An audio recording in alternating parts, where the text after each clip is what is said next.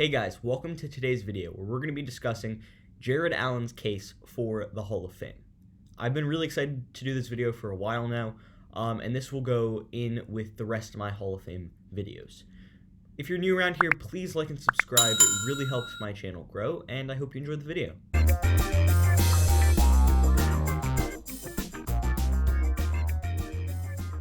So when we start talking about Jared Allen, we really need to establish who Jared Allen is, okay?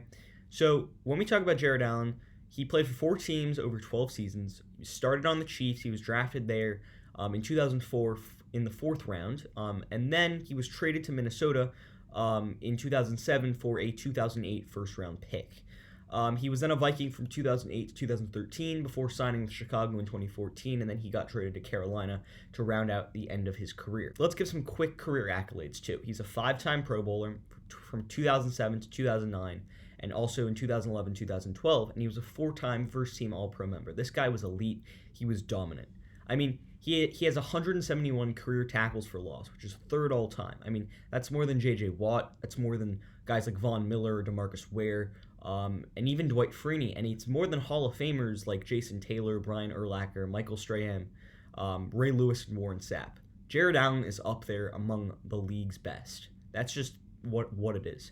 Also, his 136 career sacks are 12th all-time. He has more career sacks than Hall of Famers Lawrence Taylor, Charles Haley, Warren Sapp, Ricky Jackson, Derek Thomas, and he has more career sacks than current-day icons like J.J. Watt and Von Miller, as well as guys like Dwight Freeney and Robert Mathis. Plus, let me just continue to add on to this, he's 4 career sacks away from guys like Jason Taylor, Richard Dent, John Randle, who are all in the Hall of Fame, by the way, and future Hall of Famers like DeMarcus Ware and Terrell Suggs. Plus, he's one of only 3 players of all time to have 4 career safeties, which is the most of all time. Therefore, he has more career safeties than guys like Kevin Greene, Jason Taylor, and all-time sack leader Bruce Smith. Just to give you a little rundown, I mean, Jared Allen was dominant. He was elite.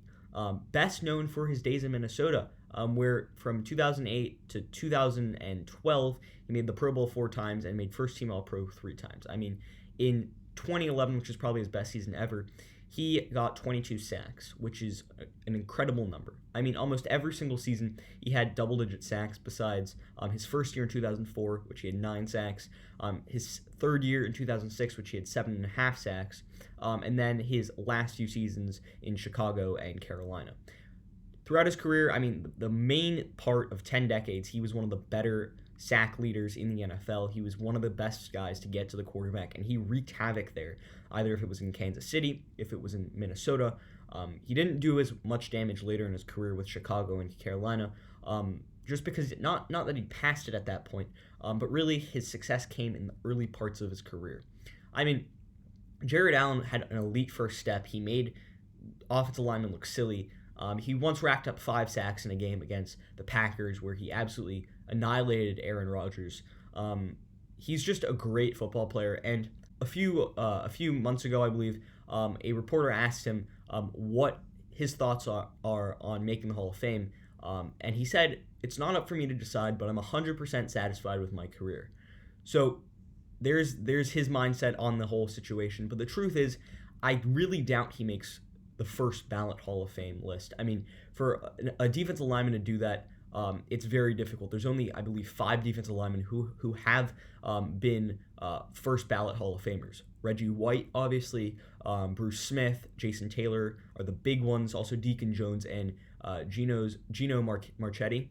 Those are the 5 guys. And also, his first year of eligibility is 2021. And in that year, there's guys like Peyton Manning and Charles Woodson.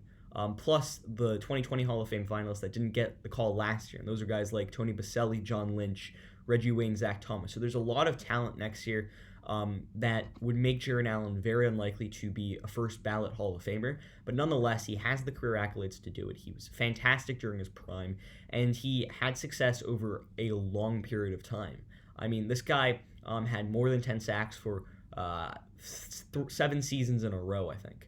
So he was ridiculously good. He led the league in sacks twice in his career. He was just an electric, dominant, dynamic defensive end that could rush the passer, and he was completely all over the place. So I think Jared Allen is worthy of making the Hall of Fame. He's up there with all those other guys in the 2000s and 2010s that are Hall of Fame worthy. Those are guys like Julius Peppers.